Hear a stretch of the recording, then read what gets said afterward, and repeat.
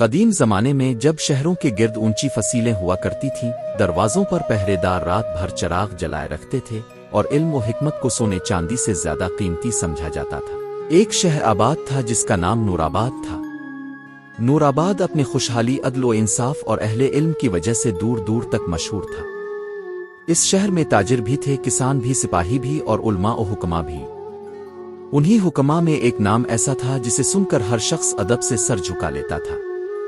وہ تھے حکیم عبد الرحمن۔ حکیم عبد الرحمن عمر رسیدہ تھے، سفید داڑھی، گہری آنکھیں اور چہرے پر ایسی سنجیدگی جو دیکھنے والے کے دل میں اعتماد پیدا کر دیتی۔ ان کا مطب شہر کے بیچوں بیچ ایک سادہ مگر صاف ستھری جگہ پر تھا۔ وہاں نہ سونے کے برتن تھے، نہ قیمتی پردے، مگر جو چیز اس مطب کو خاص بناتی تھی وہ تھی حکیم صاحب کی دیانت، علم اور انسان دوستی۔ امیر ہو یا غریب، حکیم عبد الرحمن سب کا علاج ایک ہی دل سے کرتے۔ وہ اکثر اپنے شاگردوں سے کہا کرتے، بیٹا، دوا ہاتھ میں ہو تو نیت دل میں ہونی چاہیے۔ اگر نیت صاف ہو تو معمولی جڑی بوٹی بھی شفا دے دیتی ہے۔ حکیم صاحب کے کئی شاگرد تھے، مگر ان میں ایک نوجوان ایسا تھا جو سب سے زیادہ قریب سمجھا جاتا تھا۔ اس کا نام فرید تھا۔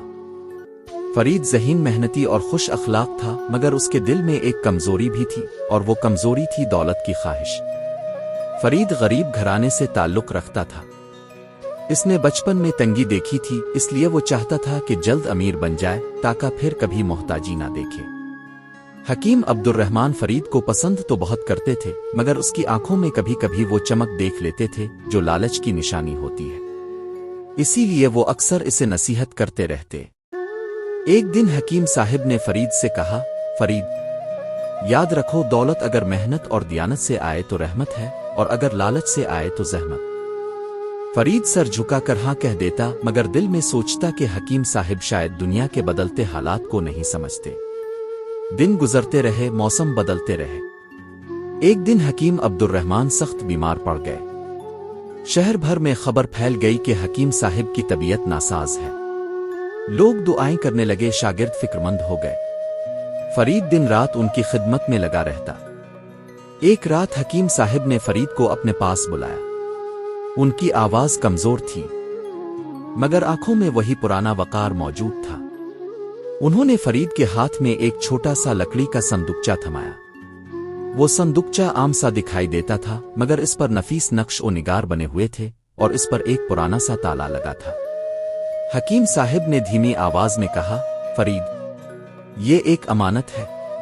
میں چاہتا ہوں کہ تم اسے میرے انتقال کے بعد شہر کے قاضی کے حوالے کر دو۔ نہ اس صندوقچے کو کھولنا، نہ اس کے بارے میں کسی سے بات کرنا۔ کیا تم وعدہ کرتے ہو؟ فرید کے دل کی دھڑکن تیز ہو گئی۔ اس نے صندوقچہ تھاما تو اسے یوں لگا جیسے اس کے ہاتھ میں کوئی بہت قیمتی چیز آ گئی ہو۔ اس نے فوراً سر جھکا کر کہا، جی استاد، میں وعدہ کرتا ہوں۔ حکیم عبد الرحمن نے اطمینان کا سانس لیا اور آنکھیں بند کر لیں۔ اگلی صبح شہر نور آباد ایک بڑے صدمے سے دوچار تھا۔ حکیم عبد الرحمن اس دنیا سے رخصت ہو چکے تھے۔ جنازے میں امیر و غریب سب شریک ہوئے۔ ہر آنکھ اشکبار تھی۔ حکیم صاحب کی تدفین کے بعد فرید کے دل میں وہ صندوقچہ بار بار خیال بن کر ابھرنے لگا۔ وہ خود سے سوال کرتا، اس میں کیا ہو سکتا ہے؟ سونا، جواہرات، کوئی قیمتی نسخہ؟ ایک طرف استاد کا وعدہ یاد آتا، دوسری طرف غربت کے دن آنکھوں کے سامنے گھوم جاتے۔ کئی راتیں وہ اسی کشمکش میں جاگتا رہا۔ ایک رات جب صبر کا پیمانہ لبریز ہو گیا تو اس نے صندوقچہ نکال لیا۔ اس کے ہاتھ کانپ رہے تھے۔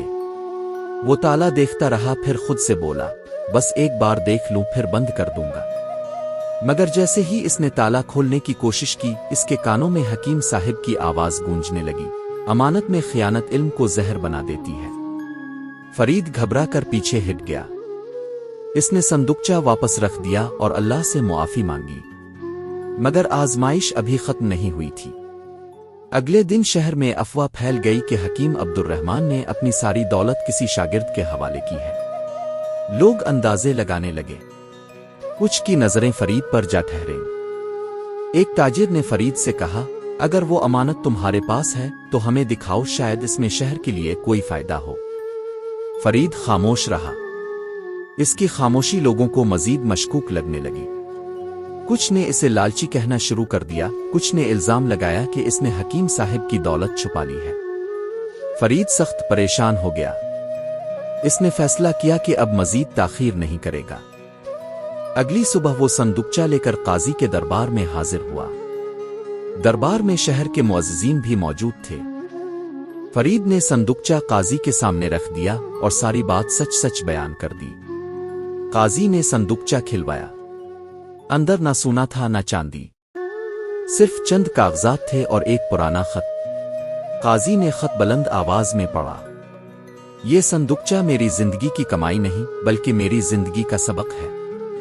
اس میں وہ تحریریں ہیں جو میں نے دیانت، صبر اور امانت پر لکھی ہے۔ جو شخص اس امانت کو بغیر لالچ کے قاضی تک پہنچائے گا وہی میرا حقیقی وارث ہوگا۔ دربار میں خاموشی چھا گئی۔ قاضی نے فرید کی طرف دیکھا اور کہا، تم نے آزمائش میں خود کو ثابت کیا، تم نے امانت لوٹا دی، یہی تمہاری سب سے بڑی دولت ہے۔ شہر کے لوگوں کی آنکھیں کھل گئیں۔ جو کل تک فرید پر الزام لگا رہے تھے آج شرمندہ تھے۔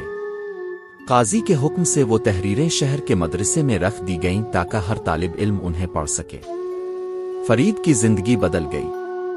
اسے دولت تو نہیں ملی مگر عزت، اعتماد اور سکون قلب مل گیا۔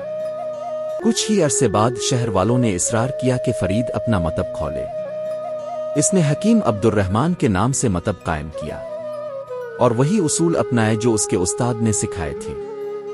فرید اب اپنے شاگردوں سے کہتا، میں نے سیکھا ہے کہ اصل خزانہ صندوقچوں میں نہیں انسان کے کردار میں ہوتا ہے۔ وقت گزرتا گیا، نور آباد کی گلیوں میں یہ کہانی نسل در نسل سنائی جانے لگی۔ بچے اسے سن کر امانت کی قدر سیکھتے، نوجوان دیانت کی اہمیت سمجھتے اور بزرگ اللہ کا شکر ادا کرتے کہ اب بھی ایسے لوگ ہیں جو آزمائش میں سرخرو ہو جاتے ہیں۔ سبق: یہ کہانی ہمیں سکھاتی ہے کہ امانت صرف مال کی نہیں ہوتی بلکہ ذمہ داری، وعدے اور اعتماد کی بھی ہوتی ہے۔ جو شخص امانت میں خیانت نہیں کرتا وہی حقیقی معنوں میں کامیاب اور باعزت انسان ہوتا ہے۔